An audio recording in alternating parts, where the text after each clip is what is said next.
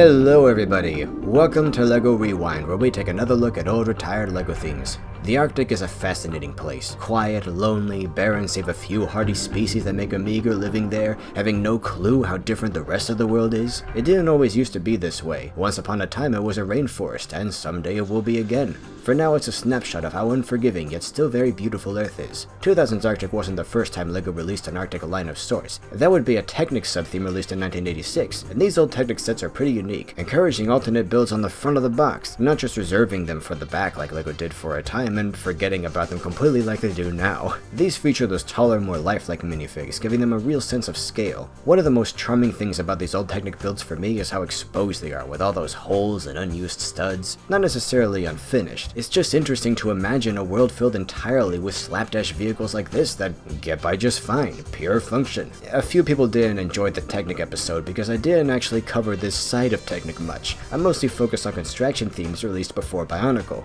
which to me is still Technic, but at least you know a little more of how I feel about these now. 2000's Arctic was an offshoot of LEGO Town or LEGO Land. Like Ice Planet 2002 before, this line stood out with a small focused range of colors, kind of reversed in this case, opaque orange and trans blue. The explorers themselves wore green clothing most of the time, and I appreciate that distinction. In a theme centered around vehicles that share the same general look, I think it's important to give the figures their own colors so they don't blend in. I also really like the backgrounds. They're never far away from the ocean, which simultaneously makes a place look more dangerous and more lively. The story saw the explorers recovering fallen space debris containing samples of alien life.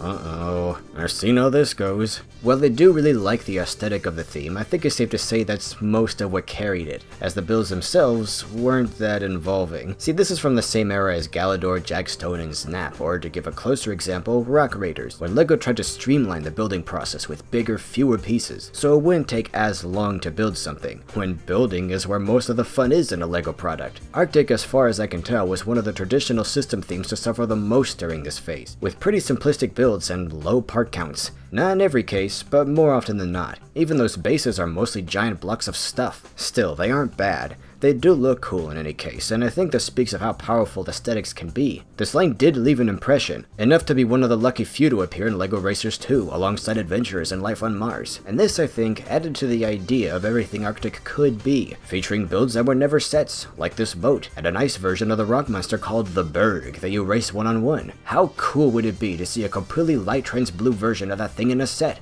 It would have been great to see the line expanded beyond its initial, 7 sets? A few that weren't even released? But that was it for the kids who enjoyed it at the time. We wouldn't see this theme revisited in any form until 2014, now rebranded as a LEGO City sub-theme, because Town isn't cool enough, so that got rebranded too. This was part of a welcome push to resurrect smaller lines from back in the day as one more consolidated thing we touched upon in the Aquazone episode. This version of Arctic was more grounded, with more detailed builds that stand better price to part wise and just have more features built in. This time there were no fossilized alien remains to speak of, just minerals that could have come from space at one point, but I still suspect one of these dogs is an alien. The focus on orange was still there, but that said, I think something was missing from this aesthetic, with the windscreen elements being a lighter, more muted blue than before, and a bigger focus on gray and white. There isn't much of any secondary color to complement the orange, and now the minifigs wear orange, they do kinda blend in. I won't say this look is bland, just somehow incomplete, unbalanced. The builds were pretty great though, much more realistic and diverse. This time we did get boats and air vehicles appropriate for the setting, and a few more sets than old Arctic had,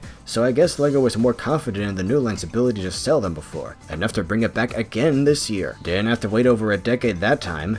There we go. Throwing dark blue into the mix with a teensy bit of dark azure makes a pretty big difference, doesn't it? Look at how vividly the orange pops now. And the minifigs have a lot of colors actually, though mostly a mix of the blues and a darker burnt orange. It's just enough of a difference to set them apart from the builds, and the only reason I'm focusing so much on the colors is because that's part of what made the old Arctic sets stand out. It's a subtle but very important thing to get right. It's funny when you consider many mammals can't even see orange. People wonder how a tiger could ever catch anything because they think the color would give it away. But we're one of surprisingly few species that notice that kind of thing, let alone appreciate it, and these builds just keep getting better, I swear. So LEGO is pressing their luck with a couple of those prices. The focus this time is salvaging the preserved remains of prehistoric life, creatures from the Ice Age like saber-toothed tigers and a mammoth. The only thing that disappoints me about this big lug is you can't move the legs. I mean, I get that it's dead, but say you want to play with it in a different context, all they can do is stand and look around. That's just another thing I miss about the old dinosaur-style torso. Still,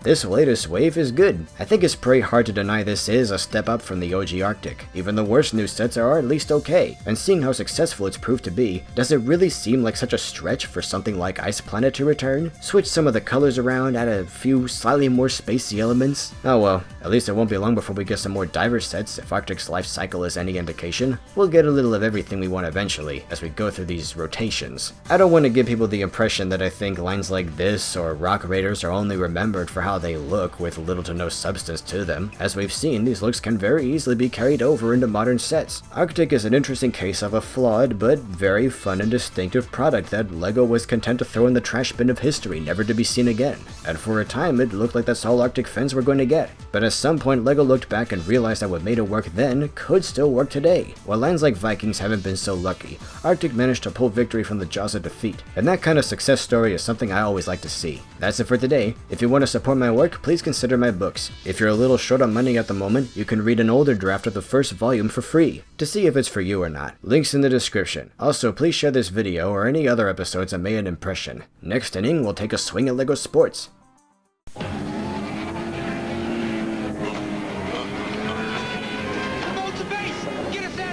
Things are heating up at Polar Base LEGO, where you plow ahead with a high-tech team of Arctic explorers searching for frozen fossils. But the polar bears are looking for trouble. The team's counting on you to lend a hand when conditions get unbearable.